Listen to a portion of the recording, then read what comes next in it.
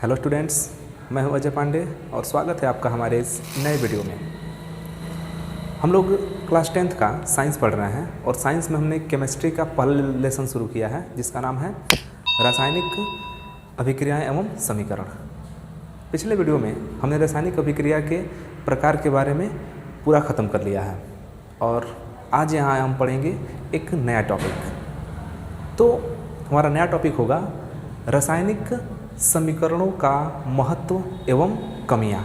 अब यहाँ पर रासायनिक समीकरण की अगर बात कर लें तो हमने बताया है कि हम किसी भी रासायनिक अभिक्रिया को रासायनिक समीकरणों द्वारा प्रदर्शित करते हैं। हम जितनी भी रासायनिक अभिक्रिया हैं, जैसा कि हमने पिछले वीडियो में बहुत सारे उदाहरण देकर समझाया है आपको कि जितनी भी रासायनिक अभिक्रियाएँ होती हैं तो रासायनिक अभिक्रियाओं को हम रासायनिक समीकरणों द्वारा प्रदर्शित करते हैं। तो उन रासायनिक समीकरणों की कुछ विशेषताएं होती हैं, उनका कुछ महत्व होता है और जैसा कि ये अपने आप में एक परम सत्य है कि जिसका कुछ विशेषता है उसकी कुछ कमियां भी होती हैं।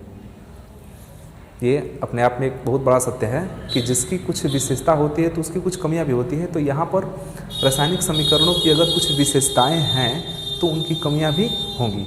तो हम आज इस वीडियो में एक नया टॉपिक पढ़ने वाले हैं, रासायनिक समीकरणों की विशेषताएं, महत्व एवं उसकी कमियां। ये टॉपिक बोर्ड परीक्षा की दृष्टि से इम्पॉर्टेंट है क्योंकि इस टॉपिक से ऑब्जेक्टिव क्वेश्चन बनते हैं और इसके साथ साथ कंपटीशन में भी यहाँ से ऑब्जेक्टिव क्वेश्चन बन जाते हैं। तो आइए टॉपिक को शुरू करते हैं। आज का टॉपिक रासायनिक समीकरण के महत्व एवं कमियां, importance and drawbacks of chemical reaction.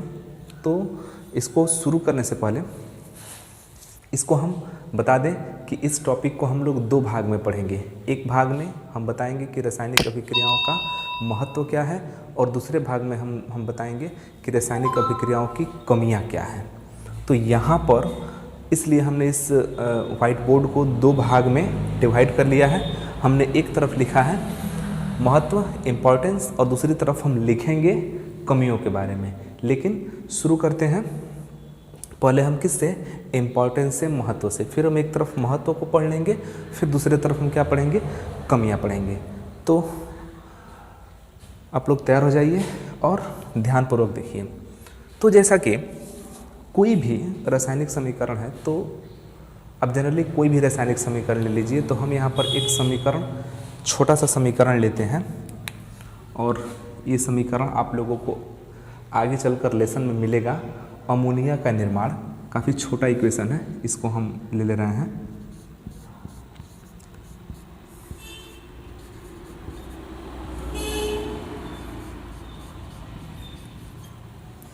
ये रिएक्शन है हैबर विधि से अमोनिया का निर्माण। आप इसको थोड़ा हम बड़ा लिख दे रहे हैं।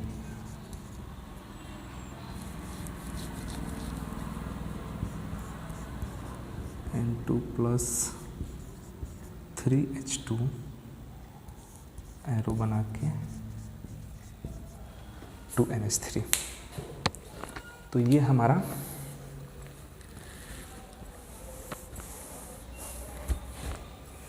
इक्वेशन हो गया। N2+3H2 और 2NH3 ये हमारा एक इक्वेशन है। अब आइए इसी इक्वेशन से हम इसके इम्पॉर्टेंस, इसके महत्व को समझाते हैं कि किसी रासायनिक समीकरण का क्या महत्व होता है। मतलब कि उस समीकरण से हम क्या क्या ज्ञात कर सकते हैं, या ऐसे कह सकते हैं कि किसी रासायनिक समीकरण से हमको किन किन तथ्यों की जानकारी होती है। तो अब यहाँ पर देखते हैं महत्व में जो सबसे पहला पॉइंट हमने लिखा है कि अभिक्रिया में भाग लेने वाले पदार्थों का ज्ञान हो जाता है। तो रासायनिक अभिक्रिया में भाग लेने वाले पदार्थों का ज्ञान हो जाता है कि कौन कौन से पदार्थ रासायनिक अभिक्रिया में भाग ले रहे हैं। तो थोड़ा सा हम इस रासायनिक अभिक्रिया के बारे में बता दें कि इस रासायनिक अभिक्रिया में कौन कौन सा पदार्थ भाग ले रहा है। तो इसका नाम है नाइट्रोजन और इसका नाम है हाइड्रोजन। तो देखिए हम लोग को पता चल जा रहा है कि नाइट्रोजन और हाइड्रोजन मिलकर अमोनिया का निर्माण कर रहा है। ये है आपका अमोनिया, इसका फार्मूला होता है NH3, तो ये अमोनिया है। तो हम किसी भी केमिकल रिएक्शन, किसी भी रासायनिक अभिक्रिया को देखकर ये बता सकते हैं कि उसमें कौन कौन से पदार्थ भाग ले रहे हैं और उसका उत्पाद क्या बन रहा है। तो यहाँ पर जैसे कि आप देख सकते हैं, हमने उदाहरण लिया है कि नाइट्रोजन और हाइड्रोजन, N2 नाइट्रोजन मतलब, और यहाँ पर H2 हाइड्रोजन, H2 तीन है, माने हाइड्रोजन के 3 अणु हैं, और यहाँ पर अमोनिया बना रहा है, NH3 बना रहा है। तो यहाँ पर अभिकारक, देखिए अभिकारक किसको बोलते हैं, जो अभिक्रिया में भाग लेता है, जो पदार्थ अभिक्रिया में भाग लेता है उसको हम बोलते हैं अभिकारक। तो यहाँ पर अभिक्रिया में भाग कौन ले रहा है, यहाँ पर अभिक्रिया में भाग ले रहा है N2 और H2। यहाँ पर नाइट्रोजन और हाइड्रोजन क्या है, यहाँ पर नाइट्रोजन और हाइड्रोजन अभिकारक है। उसके साथ साथ बन क्या रहा है, तो ये दोनों मिलकर बना क्या रहे हैं, ये दोनों मिलकर बना रहे हैं अमोनिया। तो ये इसका उत्पाद है। तो यहाँ पर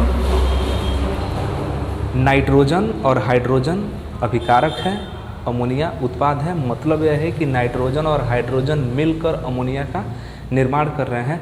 ये चीज़ हमको इस इक्वेशन से ज्ञात हो जाता है।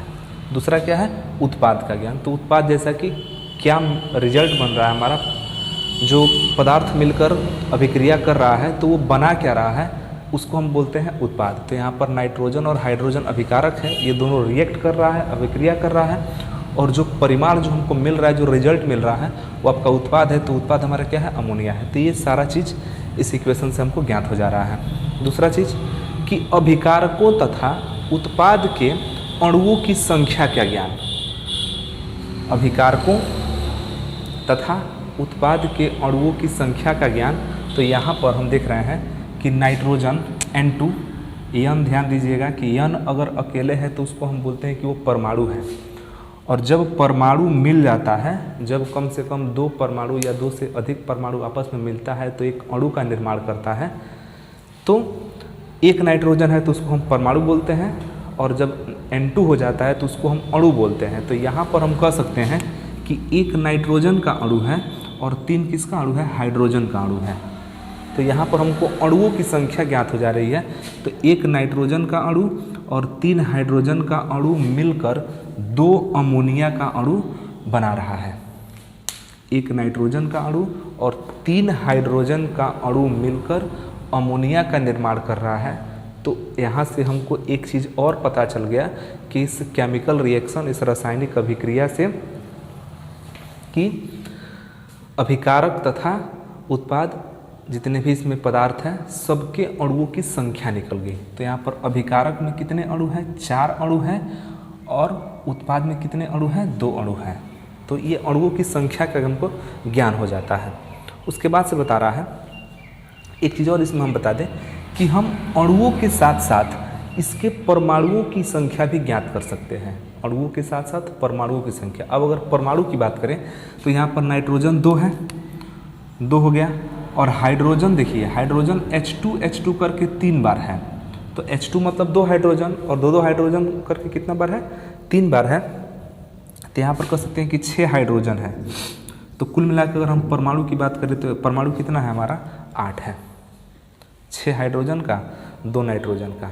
और यहाँ पर अगर हम अमोनिया के परमाणु की बात कर लें तो 2 नाइट्रोजन का परमाणु है, 2N, और H3 भी कितना बार है, 2 बार है। तो यहाँ भी 6 हमारा क्या हो जाएगा, हाइड्रोजन हो जाएगा। इधर भी हमारा कितना हो गया, 8 परमाणु हो गया। तो परमाणुओं की संख्या का भी ज्ञान हो जाता है और अणुओं की संख्या का भी ज्ञान हो जाता है। उसके बाद से कह रहा है कि द्रव्य के अविनाशिता नियम की पुष्टि। अब यहाँ पर बात कर लेते हैं कि द्रव्य अविनाशिता का नियम क्या है। तो द्रव्य अविनाशिता का नियम यह है, इसको बोलते हैं law of conservation of mass, द्रव्य के अविनाशिता का नियम, या कह सकते हैं कि द्रव्यमान संरक्षण का नियम। तो द्रव्यमान संरक्षण का नियम या द्रव्य के अविनाशिता का नियम क्या कहता है कि द्रव्य को ना तो हम नष्ट कर सकते हैं और ना ही उत्पन्न कर सकते हैं। द्रव्य को ना तो हम नष्ट कर सकते हैं और ना ही उत्पन्न कर सकते हैं। तो अब यहाँ पर बात आती है कि अब द्रव्य को तो ना नष्ट कर सकते हैं ना ही उत्पन्न कर सकते हैं। इसका मतलब कि जितना द्रव्य हमारे अभिकारक में होगा, जितना द्रव्यमान अभिकारक में होगा, उतना ही द्रव्यमान कहाँ होगा, उत्पाद में भी होगा। मतलब कि द्रव्यमान को ना तो नष्ट किया जा सकता है और ना ही उत्पन्न किया जा सकता है। यही द्रव्य की अविनाशिता का सिद्धांत है। तो यहाँ पर जितना वेट अभिकारक का होना चाहिए उतना ही वेट उत्पाद का होना चाहिए, क्योंकि हम तो द्रव्यमान को ना तो नष्ट कर सकते हैं और ना ही उत्पन्न कर सकते हैं। तो जब नष्ट नहीं कर सकते हैं तो हम जितना पदार्थ मिलाते हैं उतना ही पदार्थ हमारा रिजल्ट भी आना चाहिए, क्योंकि हम द्रव्य को ना तो नष्ट कर सकते हैं और ना ही उत्पन्न कर सकते हैं। तो जितना पदार्थ हम मिलाए रहते हैं रिजल्ट हमारा उतना ही मिलना चाहिए। मतलब यह हुआ कि अगर हम 5 ग्राम पदार्थ मिलाकर अगर हम अभिक्रिया शुरू कर रहे हैं 5 ग्राम से, तो रिजल्ट भी आपका कितना आना चाहिए, 5 ग्राम ही आना चाहिए। ये होता है द्रव्य के अविनाशिता का नियम। तो यहाँ पर चलिए देख लेते हैं इस पर कि ये द्रव्य के अविनाशिता का नियम फॉलो कर रहा है कि नहीं कर रहा है। तो यदि हम अणु भार का मतलब कॉन्सेप्ट लगाएं कि नाइट्रोजन का अणु भार कितना होता है, तो नाइट्रोजन का अणु भार होता है 14 होता है नाइट्रोजन का अणु भार। तो नाइट्रोजन का अणु भार 14 होता है और नाइट्रोजन यहाँ पर कितना है, 2 है। तो अगर हम बात करें सिर्फ नाइट्रोजन की तो 14 दूना कितना हो गया, 28। यहाँ नाइट्रोजन का परमाणु भार कितना हो गया, 28। और हाइड्रोजन का परमाणु भार कितना होता है, 1 होता है। तो यहाँ पर H2 2 हाइड्रोजन करके 3 बार है, तो यहाँ पर 6 हाइड्रोजन है। तो जब एक हाइड्रोजन का परमाणु भार 1 होता है तो 6 हाइड्रोजन का परमाणु भार 6 होगा। तो इसका 28 इसका 6, आप इसको ऐड कर लीजिए। तो 28 6 कितना हो गया, ये हो गया 34। मतलब कि जो अभिकारक भाग ले रहा है इसका टोटल परमाणु भार कितना हो रहा है, 34। तो अगर हमारा 34 परमाणु भार अभिक्रिया में भाग ले रहा है तो द्रव्य के अविनाशिता का नियम यह कहता है कि उसमें से द्रव्यमान जो है नष्ट नहीं होगा। मतलब कि 34 का 34 ही रहना चाहिए। तो देखते हैं कि 34 हो रहा है कि नहीं। अगर हो रहा है तो निश्चित रूप से हमारा ये नियम लागू हो रहा है यहाँ पे द्रव्य के अविनाशिता का। तो यहाँ पर देखते हैं, तो सबसे पहले NH3 का निकालते हैं और NH3 2 बार है तो उसका क्या कर देंगे, डबल कर देंगे। तो 1 N का होता है 14 और H3 3H है तो 1 H का होता है 1, तो 3H का 3 हो जाएगा। तो 14 और 3 हो गया 17। तो NH3 का 17 हुआ, लेकिन यह NH3 2 बार है तो 17 दूना 34। तो देखिए दोनों तरफ से क्या आ गया, इक्वल आ गया। इसका मतलब कि ये जो नियम है द्रव्य की अविनाशिता का, इस नियम की पुष्टि रासायनिक अभिक्रिया कर रहा है। तो यहाँ पर द्रव्य की अविनाशिता का नियम भी पुष्टि हो जा रहा है, सर्टिफाइड हो जा रहा है, यहाँ पर सत्यापन हो जा रहा है। उसके बाद से है कि अणु भार का ज्ञान हो जाता है। तो जैसा कि हमने ये निकाला है अणु भार, तो हम इसके किसी भी रासायनिक अभिक्रिया से उसके एलिमेंट को देखकर हम उसका अणु भार आसानी से निकाल सकते हैं। जैसा कि हमने अभिकारक का अणु भार ही निकाला है 34 और यहाँ पर उत्पाद का भी अणु भार निकाला गया है 34। तो दोनों इक्वल आया। तो हमारा इस चौथे नियम की भी पुष्टि हो गया और 5वें का भी पुष्टि हो गया। तो ये कुछ ऐसे नियम हैं, ये कुछ ऐसे तथ्य हैं जिनकी जानकारी हम किसी भी केमिकल रिएक्शन, किसी भी रासायनिक अभिक्रिया द्वारा ले सकते हैं। तो ये तो हुआ हमारा महत्व। एक बार हम पुनः महत्व को समझा दें कि किसी भी रासायनिक अभिक्रिया द्वारा हम क्या क्या जानकारी ले सकते हैं। तो सबसे पहला जानकारी है कि अभिक्रिया में भाग लेने वाले पदार्थों का ज्ञान, मतलब कि इस अभिक्रिया में कौन कौन सा पदार्थ भाग ले रहा है इसका ज्ञान हम कर सकते हैं। जैसे कि नाइट्रोजन, हाइड्रोजन, ये सारा पदार्थ इसमें भाग ले रहा है, तो इसका हम जानकारी इस केमिकल रिएक्शन से ले सकते हैं। दूसरी चीज़ उत्पाद का ज्ञान, अभिक्रिया में क्या बन रहा है, अभिक्रिया में क्या बन रहा है इसकी जानकारी हम ले सकते हैं। यहाँ पर क्या बन रहा है, अमोनिया बन रहा है। उसके बाद से कह रहा है कि अभिकारकों तथा उत्पाद के अणुओं की संख्या का ज्ञान, हम यहाँ पर अभिकारक और उत्पाद के अणुओं की संख्या गिन के आसानी से निकाल सकते हैं। अगला पॉइंट कह रहा है कि द्रव्य के अविनाशिता नियम की पुष्टि, तो द्रव्य का अविनाशिता नियम यह कहता है कि जितना द्रव्य का अविनाशिता नियम यह कहता है कि द्रव्यमान जो है नष्ट नहीं होता है।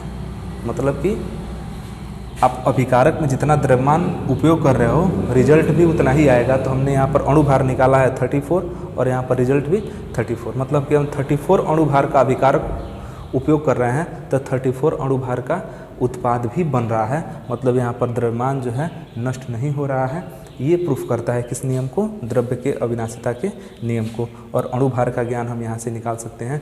तो ये हुआ रासायनिक अभिक्रिया का महत्व। और अब हम बात करते हैं रासायनिक अभिक्रियाओं की कमियां, ड्रॉबैक्स। रासायनिक अभिक्रियाओं की कमियां क्या है? Drawbacks of chemical reaction. अब हम बात करते हैं रासायनिक समीकरणों के कमियां की। तो रासायनिक समीकरण की कमी को जानने के लिए भी हम एक रासायनिक समीकरण को पहले ले लेते हैं। तो एक हम रासायनिक समीकरण यहाँ पर काफ़ी छोटा रासायनिक समीकरण ले रहे हैं।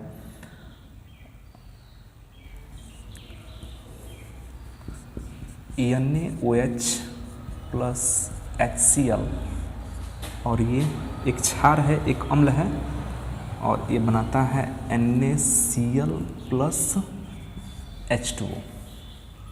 अब देखिए ये हमने एक केमिकल रिएक्शन दिया है और इसी रिएक्शन पर हम इस कमियों को जानेंगे। तो कमियों की अगर बात करें, ड्रॉबैक्स की बात करें, तो सबसे पहला कमी है कि भौतिक अवस्था का ज्ञान नहीं होता। मतलब कि रासायनिक अभिक्रिया, अगर आप किसी रासायनिक समीकरण को लिखे हैं तो उस रासायनिक समीकरण से यह ज्ञात नहीं हो पाता है कि जो हमारा अभिकारक है वो ठोस अवस्था में अभिक्रिया कर रहा है कि द्रव अवस्था में अभिक्रिया कर रहा है कि गैस अवस्था में अभिक्रिया कर रहा है, या जो हमको उत्पाद मिल रहा है वो ठोस मिल रहा है कि द्रव मिल रहा है कि गैस मिल रहा है, ये पता नहीं चल पाता है। हाँ, यदि आप रासायनिक समीकरण में नीचे लिख दें ठोस, द्रव, गैस, तो बेशक जान सकते हैं। लेकिन अगर डायरेक्टली अगर कोई केमिकल रिएक्शन ऐसे लिखा गया हो तो हम यह नहीं बता सकते हैं कि उसकी अवस्था क्या है, वो ठोस अवस्था में है या द्रव अवस्था में है या गैस अवस्था में है। तो जनरली हम किसी भी रासायनिक समीकरण से जो उसमें उपयोग होने वाले अभिक्रिया में भाग लेने वाले पदार्थ हैं तो उनकी अवस्था को नहीं जान पाते हैं कि वो ठोस अवस्था में है या द्रव अवस्था में है या गैस अवस्था में है। जैसे अब यहाँ पर हमने लिख दिया है, एक रिएक्शन लिखा है NaOH plus HCl equal to NaCl plus H2O। तो यहाँ पर हम जैसे देख रहे हैं कि NaOH है, सोडियम हाइड्रोक्साइड है, लेकिन यहाँ पर अब आप देख के नहीं बता सकते हैं कि सोडियम हाइड्रोक्साइड सॉलिड है कि लिक्विड है कि गैस है। HCl हम देख रहे हैं बट हम HCl को बता नहीं पाएंगे कि ये सॉलिड है कि लिक्विड है कि गैस है, हम बता नहीं सकते हैं देखकर। NaCl जनरली आप NaCl देखें तो क्रिस्टल के रूप में देखें हैं, दाना दाना के रूप में देखें हैं जो साधारण नमक होता है। लेकिन इस केमिकल रिएक्शन को देख के आप कैसे बता सकते हैं कि ये ठोस अवस्था में प्राप्त हो रहा है कि दाना दाना की अवस्था में प्राप्त हो रहा है, गैस अवस्था में, द्रव अवस्था में, कोई मतलब हम अवस्था नहीं बता सकते हैं देखकर। अब H2O ही मिल रहा है तो H2O के तो 3 स्टेट होते हैं, सॉलिड होता है, लिक्विड होता है, गैस होता है। तो हम कैसे बता सकते हैं कि किस अवस्था में है? तो हम रासायनिक अभिक्रिया को देखकर उसकी भौतिक अवस्था का ज्ञान नहीं ले पाते हैं। मतलब कि रासायनिक समीकरण से उसकी भौतिक अवस्था का ज्ञान नहीं हो पाता है। दूसरा चीज़ है सांद्रता का ज्ञान नहीं होता है। अब यहाँ पर सांद्रता आप लोग क्लास 9 में पढ़े होंगे। सांद्रता को हम काफ़ी देसी स्टाइल में बता दे रहे हैं। सांद्रता मतलब आप गाढ़ापन समझिए, गाढ़ापन समझिए और पतलापन समझिए। कोई भी पदार्थ है, ज़्यादा गाढ़ा है या ज़्यादा पतला है। अब सांद्रता का डायरेक्टली अर्थ गाढ़ा या पतला नहीं होता है, हम समझाने के लिए उदाहरण बता दे रहे हैं कि गाढ़ापन और पतलापन समझ सकते हैं, क्योंकि सांद्रता में आप पढ़ नहीं रहे हैं। तो सांद्रता के बारे में बहुत डिटेल्स में हम जाएंगे नहीं यहाँ पे, जब आएगा समय तो वहाँ चला जाएगा। लेकिन आप सांद्रता का मतलब गाढ़ेपन या पतलेपन से समझ सकते हैं। तो हम रिएक्शन को देख कर नहीं बता सकते हैं कि जो NaOH होगा वो गाढ़ा होगा कि पतला होगा, HCl होगा तो गाढ़ा होगा कि पतला होगा। तो कैसा होगा सांद्रता उसका ज्ञात नहीं हो पाता है। उसके बाद से है गति एवं समय का ज्ञान नहीं होता है। गति एवं समय का ज्ञान नहीं होता है। गति मतलब कि इस अभिक्रिया का स्पीड क्या है। स्पीड का मतलब कि अभिक्रिया फास्ट हो रहा है या अभिक्रिया स्लो हो रहा है, उसका स्पीड क्या है, इसका ज्ञान नहीं हो पाता है। कि अभिक्रिया बहुत तेज़ी से हो रहा है या अभिक्रिया बहुत टाइम ले रहा है। तो अभिक्रिया को देख के, रासायनिक समीकरण को देख के आप नहीं बता सकते कि उसका स्पीड क्या है। दूसरा चीज़ टाइम नहीं बता सकते हैं कि कितना देर में अभिक्रिया संपन्न हो रहा है, 1 घंटा में हो रहा है, 2 घंटा में हो रहा है, 1 मिनट में, 1 सेकेंड में। तो हम रासायनिक अभिक्रिया समीकरण को देखकर गति एवं समय का ज्ञान नहीं ले पाते हैं। मतलब कि हम किसी भी रासायनिक अभिक्रिया को, रासायनिक समीकरणों को देखकर उसका वो कितने टाइम में समाप्त हो रहा है या उसका स्पीड क्या है, इस सब चीज़ की जानकारी नहीं ले पाते हैं। तो एक तरह से ये क्या है, इसकी एक कमी है। तो सारा हम कमी ही बता रहे हैं। चौथा इसकी कमी है कि ऊष्मा परिवर्तन का ज्ञान नहीं होता है। ऊष्मा परिवर्तन का ज्ञान मतलब आप टेम्परेचर समझ लीजिए, आप टेम्परेचर समझिए कि इस रासायनिक अभिक्रिया को देखकर क्या कोई बता सकता है कि इसका टेम्परेचर कितना होगा, इसका तापमान कितना होगा। अगर लिखा जाए तो बेशक आप बता सकते हैं, लेकिन देख के नहीं बता सकते हैं कि टेम्परेचर कितना होगा, इसमें से ऊष्मा निकल रहा है या ऊष्मा इसको देना पड़ रहा है, कैसा होगा। ऊष्मा परिवर्तन का ज्ञान हम रासायनिक समीकरण से नहीं कर सकते हैं। ये इसकी क्या है, एक ज़बरदस्त कमी है। और लास्ट है आपका प्रकृति का ज्ञान नहीं होता है। प्रकृति का ज्ञान का मतलब हुआ कि ये जो अभिक्रिया है ये विस्फोटक है या प्रकाश उत्पन्न करने वाला है या ध्वनि उत्पन्न करने वाला है। तो अभिक्रिया किस प्रकार संपन्न होगा। हो सकता है कि अभिक्रिया जो है लास्ट में जब संपन्न हो तो विस्फोट करे या खूब ज़्यादा प्रकाश निकले या खूब ज़्यादा जो है धुआं निकले।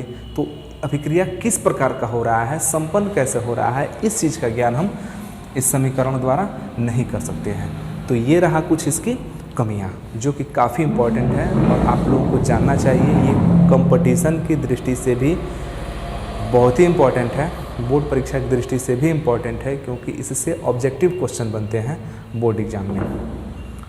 तो आप इसका स्क्रीनशॉट ले लीजिए, नोट्स बनाने में काम करेगा। तो ये वीडियो आपको कैसा लगा आप में कमेंट बॉक्स में ज़रूर लिखिए, और यदि कोई दिक्कत हो तो भी इसको भी कमेंट बॉक्स में लिखिए। हम प्रयास करेंगे अगले वीडियो में उसको ठीक करें। और यदि आप हमारे चैनल पर नए हैं तो चैनल को सब्सक्राइब कीजिए, वीडियो अच्छा लगे तो लाइक कीजिए और अपने मित्रों के पास शेयर कीजिए। और एक चीज़, हम जो अगला वीडियो हम लोग करेंगे, जो अगला हमारा टॉपिक है वो है रासायनिक समीकरणों का संतुलन। हम लोग यहाँ पर रासायनिक समीकरणों को संतुलित करेंगे। तो फिर मिलते हैं अगले वीडियो में, तब तक के लिए धन्यवाद।